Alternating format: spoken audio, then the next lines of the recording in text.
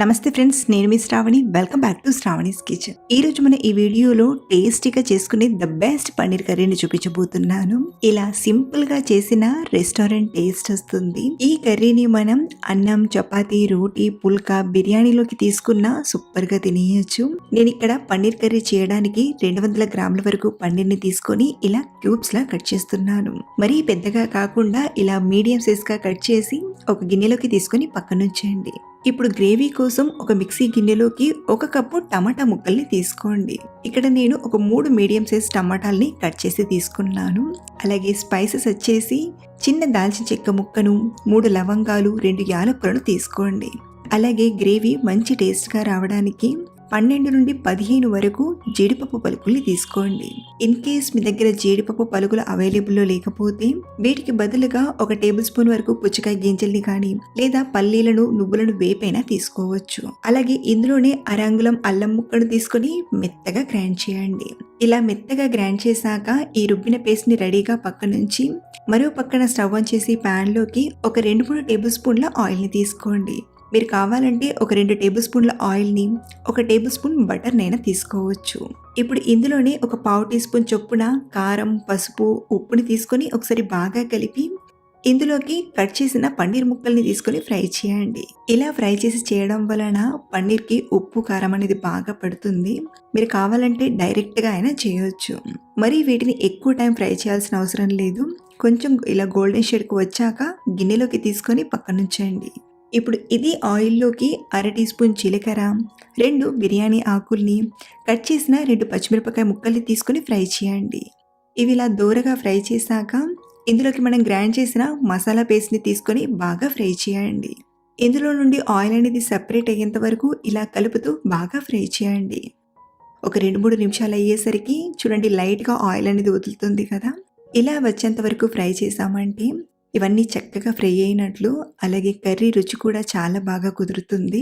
ఇప్పుడు ఇందులోకి ఒక చిటికెడంత పసుపుని, ఒక 2 టీ స్పూన్ల కారం తీసుకోండి. మీకు కూర మరీ స్పైసీగా ఉండాలంటే కొంచెం పెంచుకునైనా తీసుకోవచ్చు. అలాగే రుచికి సరిపడా ఉప్పుని, 1 టీ స్పూన్ ధనియాల పొడిని తీసుకొని మంటను లో ఫ్లేమ్లో పెట్టి వీటన్నిటిని బాగా కలపండి. ఇలా మనం ఒక 30 to 40 సెకండ్స్ ఈ మసాలాలన్నీ బాగా ఫ్రై చేశాక ఇప్పుడు ఇందులోకి గ్రేవీకి సరిపడా నీళ్ళను తీసుకుందాం. నీళ్ళను ఒకేసారి వేయకుండా కొంచెం కొంచెంగా ఇలా వేస్తూ కలపండి. మీకు గ్రేవీ చిక్కగా కావాలంటే నీళ్ళను కొంచెం తక్కువగా తీసుకొనైనా చేయొచ్చు, లేదా గ్రేవీ కొంచెం పల్చగా ఉండాలంటే నీళ్ళ క్వాంటిటీని పెంచుకోవచ్చు. ఇక్కడ నేనైతే 1.5 కప్పు వరకు నీళ్ళను తీసుకున్నాను. ఈ టైంలో కొంచెం పల్చగా అనిపించినా ఇది ఉడికేసరికి కాస్త దగ్గర పడుతుంది. సో ఇలా తీసుకున్న ఈ గ్రేవీని ఉడకడం స్టార్ట్ అయ్యేంత వరకు ఉడికించండి. ఎప్పుడైతే ఇలా తుకతుగా ఉడుకుతుందో అప్పుడు ఇందులోకి మనం ఫ్రై చేసి పెట్టిన పన్నీర్ ముక్కల్ని తీసుకొని ఒకసారి పన్నీర్ ముక్కలకి మసాలా అంతా బాగా పట్టించండి. ఇప్పుడు కవర్ చేసి మంటను లో ఫ్లేమ్లోకి అడ్జస్ట్ చేసి ఒక 2-3 నిమిషాలు ఉడికించండి. అలాగే ఇలా ఉడికిస్తున్నప్పుడు మధ్య మధ్యలో కలుపుతూ ఉడికించండి. ఒక 3-4 నిమిషాల తర్వాత మూత తీసి ఒకసారి బాగా కలపండి. మనం ఆల్రెడీ పన్నీర్ని ఫ్రై చేసి ఉడికించాం కాబట్టి పన్నీర్ కర్రీ అనేది ఆల్మోస్ట్ రెడీ అయిపోయింది. చూడండి, మనం అనుకున్నట్టుగా గ్రేవీ మరీ పల్చగా కాకుండా కరెక్ట్ కన్సిస్టెన్సీలోకి వచ్చింది. చివరిగా 1 టీ స్పూన్ కసూరి మేతిని ఇలా కొంచెం నలిపి తీసుకోండి.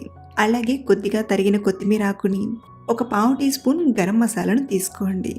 ఇలా చివరిలో కొంచెం గరం మసాలా, కసూరి మేతి వేసి చేయడం వలన కర్రీ అనేది రెస్టారెంట్ టేస్ట్ వస్తుందన్నమాట. ఇలా ఒకసారి బాగా కలిపామంటే టేస్టీగా పన్నీర్ కర్రీ తయారైపోయింది. ఇప్పుడు వేడివేడిగా సర్వ్ చేసుకొని మనం చపాతీలోకి కానీ లేదా రోటీ, జీరా రైస్, బిర్యానీలోకి తిన్నా చాలా చాలా బాగుంటుంది. తర్వాత వచ్చేసి సింపుల్ వేలో చేసుకునే టమాటా పులుసును చూపించబోతున్నానండి. ఈ టమాటా పులుసు చాలా ఈజీగా చేయడమే కాదు, అన్నంలోకైనా బ్రేక్ఫాస్ట్లోకైనా చాలా చాలా బాగుంటుంది. మరి ఈ టమాటా పులుసు చేయడానికి ముందుగా కొంచెం చింతపండును తీసుకొని నానబెట్టుకుందాం. మరీ ఎక్కువ అవసరం లేదండి. చిన్న నిమ్మకాయ సైజంత చింతపండును తీసుకొని కడిగి నానబెట్టండి. ఇప్పుడు ఒక మిక్సీ గిన్నెలోకి 3 కట్ చేసిన టమాటా ముక్కల్ని తీసుకోండి. మరీ సైజ్ పెద్దగా ఉంటే 2 టమాటాలను తీసుకొనైనా చేయొచ్చు. మొత్తానికి 1 కప్పు టమాటా ముక్కల్ని ఇలా తీసుకున్నాక ఇందులోనే ఒక 1/2 ఇంచ్ అల్లం ముక్కను తీసుకొని మెత్తగా గ్రైండ్ చేయండి. అక్కడక్కడ చిన్న చిన్న పలుకులు మిగిలిపోయినా సరే కానీ మరీ పెద్ద ముక్కలు ఉండకుండా ఇలా గ్రైండ్ చేసి తీసుకోండి. ఇప్పుడు స్టవ్ ఆన్ చేసి ప్యాన్లోకి 1 టేబుల్ స్పూన్ నూనెను తీసుకోండి. ఇప్పుడు ఇందులోకి చిటికెడన్ని మెంతులను తీసుకోండి. ఇలా కొంచెం అంటే చిటికెడన్ని మెంతులు వేయడం వలన టమాటా పులుసు టేస్ట్ అనేది చాలా బాగుంటుంది. అలాగే ఇందులోనే 1/2 టీ స్పూన్ మినపప్పుని, 1/2 టీ స్పూన్ పచ్చిశనగపప్పుని, 1/2 టీ స్పూన్ ఆవాలను, 1/2 టీ స్పూన్ జీలకర్రను తీసుకొని ఫ్రై చేయండి. అలాగే ఇందులోనే ఒక 1/2 టీ స్పూన్ ఇంగువను, 2 కట్ చేసిన పచ్చిమిరపకాయ ముక్కల్ని, ఎండుమిర్చి ముక్కల్ని కూడా తీసుకొని ఫ్రై చేయండి. ఇవన్నీ ఇలా కొంచెం ఫ్రై అయ్యాక కరివేపాకును కూడా తీసుకొని పోపుని చక్కగా ఫ్రై చేయండి. ఇక్కడ నేను వెల్లి ఉల్లిల్లి వేయకుండా చూపిస్తున్నానండి. మీరు తినే రోజుల్లో అయితే వెల్లి ఉల్లిల్లి వేసైనా చేసుకోవచ్చు. సో ఇదంతా ఇలా బాగా ఫ్రై అయ్యాక 1/2 టీ స్పూన్ పసుపుని తీసుకొని కలపండి.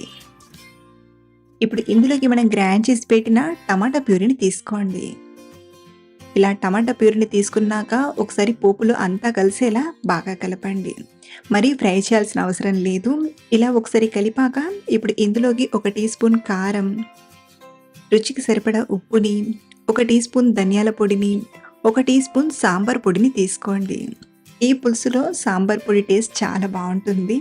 సో వీటన్నింటినీ ఇలా అంతా కలిసేలా బాగా కలిపాక మనం ముందుగా నానబెట్టిన చింతపండు నుండి రసాన్ని తీసుకోండి. అలాగే మనకు పులుసు అనేది కొంచెం పల్చగా ఉండడానికి సరిపడా నీళ్ళను తీసుకోండి.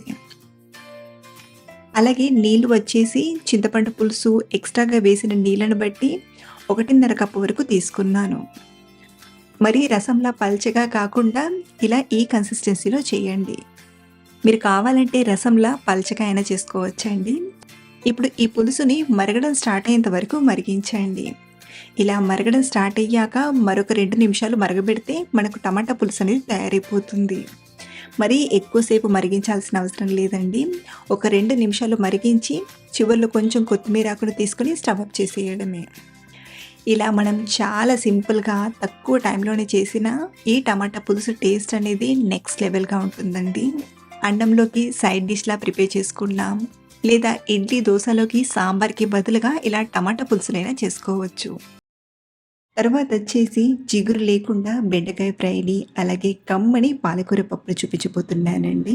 ముందుగా మనం పప్పుని ఉడికించడానికి కుక్కర్లోకి ఒక 120 గ్రాముల కందిపప్పును అరగంట సేపు నానబెట్టి తీసుకుంటున్నాను. మెజరింగ్ కప్తో అరకప్పు కందిపప్పు అన్నమాట. మనం ఏ కప్పుతో అయితే కందిపప్పును కొలిచి తీసుకుంటామో దానికి 3 నీళ్ళను తీసుకోండి. ఇందులోనే కొంచెం కరివేపాకును, 1/2 టీ స్పూన్ పసుపును, 2 టీ స్పూన్ల నూనెను వేసి మూత పెట్టి ఒక 3 కూతలు వచ్చేంత వరకు ఉడికించండి. పప్పు ఒక పక్కన ఉడుకుతూ ఉంటుంది. ఈలోగా మనం బెండకాయ ఫ్రైని చేసుకుందాం. ఇక్కడ నేను పప్పుని నానబెట్టిన టైంలోనే బెండకాయలు కూడా తడి లేకుండా బాగా తుడిచి ఇలా కట్ చేసి ఒక అరగంట ఆరబెట్టానండి. ఇలా మనం కాసేపు ఆరబెట్టి బెండకాయ ఫ్రై చేయడం వలన తొందరగా అవుతుంది. అలాగే జిగురు లేకుండా చాలా ఈజీగా చేసుకోవచ్చు. అలాగే వెయిట్ వైజ్ ఇక్కడ నేను 350 గ్రామ్స్ వరకు బెండకాయలను తీసుకున్నాను. ఇప్పుడు వేపుడు చేయడానికి స్టవ్ ఆన్ చేసి ప్యాన్లోకి ఒక 3 టేబుల్ స్పూన్ల నూనెను తీసుకోండి. నూనె వేడయ్యాక 1/2 టీ స్పూన్ పచ్చిశనగపప్పుని, 1/2 టీ స్పూన్ ఆవాలు, 1/2 టీ స్పూన్ జీలకర్రను తీసుకొని ఫ్రై చేయండి. ఇందులోనే పొడువుగా కట్ చేసిన 4-5 పచ్చిమిరపకాయ ముక్కల్ని, అలాగే కొంచెం కరివేపాకును తీసుకొని బాగా ఫ్రై చేయండి. ఇలా ఫ్రై చేశాక ఇందులోకి మనం కట్ చేసి పెట్టిన బెండకాయల్ని తీసుకొని ఇలా టాస్ చేస్తూ అయినా ఫ్రై చేయొచ్చు, లేదా ఇలా మధ్య మధ్యలో స్పూన్తో కలుపుతూ అయినా ఫ్రై చేయొచ్చు. ఇలా ఫ్రై చేసేటప్పుడు పెద్ద జిగురుగా కూడా అనిపించదండి. కానీ మనకు ఈ బెండకాయలు అనేవి ఇలా కలుపుతూనే ఇవి కొంచెం సాఫ్ట్గా అయ్యేంత వరకు, ఏమైనా జిగురు ఉన్నా అది పూర్తిగా తగ్గిపోయేంత వరకు, మరీ ఎక్కువగా కాకుండా మధ్య మధ్యలో కలుపుతూ కనీసం ఒక 10 నిమిషాల పాటు ఫ్రై చేయండి. మరి ఎక్కువ మంట పైన ఫ్రై చేశారంటే ప్యాన్ మాడిపోతుంది కాబట్టి మంటను మీడియం ఫ్లేమ్లో పెట్టి ఫ్రై చేయండి. చూడండి, 9-10 నిమిషాలు అయ్యేసరికి బెండకాయలు చక్కగా ఫ్రై అయ్యాయి, అలాగే జిగురు లేకుండా వచ్చాయండి. ఇప్పుడు ఇందులోకి 1/2 టీ స్పూన్ పసుపుని, రుచికి సరిపడా ఉప్పుని, అలాగే ఒక 1/2 టీ స్పూన్ కారం తీసుకొని కలుపుతూ మరొక 2-3 నిమిషాలు ఫ్రై చేయండి. ఇలా మనం ఉప్పు కారం వేసి మళ్ళీ ఫ్రై చేయడం వలన బెండకాయలో ఉన్న చెమ్మ కూడా తగ్గిపోతుంది. సో మరొక 2, 3 నిమిషాలు ఇలా బాగా ఫ్రై చేశాక ఇప్పుడు ఇందులోకి చివరిగా కొంచెం కొత్తిమీర ఆకులు తీసుకొని కలుపుతూ ఒక 2 నిమిషాలు ఫ్రై చేయండి. ఇలా మరొక 2 నిమిషాలు ఫ్రై చేశామంటే మంచి రుచిగా జిగురు లేకుండా బెండకాయ ఫ్రై తయారైపోతుంది. ఇలా చేసిన బెండకాయ పైన వెంటనే మూత పెట్టకుండా ఇది కొంచెం చల్లారేంత వరకు ఈ ప్యాన్‌లో ఇలాగే వదిలేయండి. దీని వలన బెండకాయ రుచి అనేది చాలా బావుంటుంది. సో ఈ ప్యాన్‌ని ఇలాగే పక్కన పెట్టేసి ఇప్పుడు పప్పుని తీసుకోండి.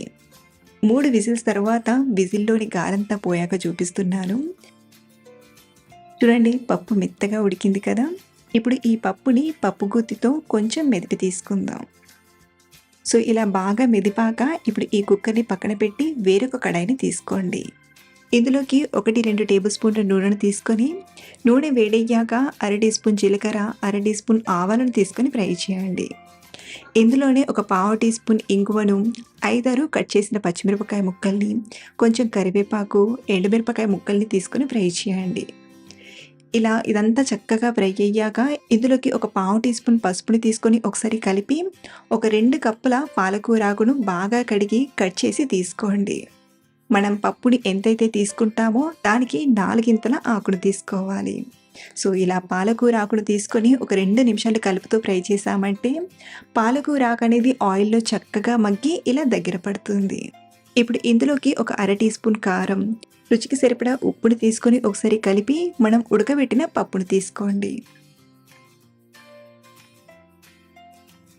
మీకు పప్పు వేశాక మరీ గట్టిగా అనిపిస్తే కొంచెం నీళ్ళను వేసైనా తీసుకోవచ్చు. ఇక్కడ నేను పప్పుని మరీ పల్చగా కాకుండా మీడియం థిక్‌నెస్‌గా చేయడానికి ఎక్కువ నీళ్ళను యాడ్ చేయలేదండి. సో చూడండి మనకు పప్పు అనేది ఈ కన్సిస్టెన్సీలో ఉందంటే ఇది ఉడికాక కరెక్ట్‌గా వస్తుంది. ఎలాగో పక్కన పచ్చి పులుసుని చేస్తున్నాను కాబట్టి చింతపండు పులుసును ఈ పప్పులోకి తీసుకోవట్లేదు. మీరు కావాలంటే కొంచెం ఇదే టైంలో చింతపండు రసాన్ని తీసుకోవచ్చు. ఇప్పుడు ఈ పప్పుని ఒక 4, 5 నిమిషాలు మరగబెట్టామంటే మనకు పప్పు తయారైపోతుంది. 4, 5 నిమిషాల తర్వాత స్టవ్ ఆఫ్ చేసేసి మూత పెట్టి ఒక 5 నిమిషాలు పక్కన ఉంచి ఆ తర్వాత వేడి వేడిగా సర్వ్ చేసుకోవడమే. ఇలా మనం బెండకాయ ఫ్రైనైనా పాలకూర పప్పునైనా చాలా ఈజీగా చేసుకోవచ్చు. సో ఉల్లి, వెల్లుల్లి లేకుండా వంటల్ని సింపుల్‌గా మంచి రుచిగా ఎలా చేయాలో చూసారు కదా! అలాగే ట్రై చేశాక మీకు ఎలా కుదిరాయో కింద కామెంట్‌లో చెప్పడం మర్చిపోవద్దు.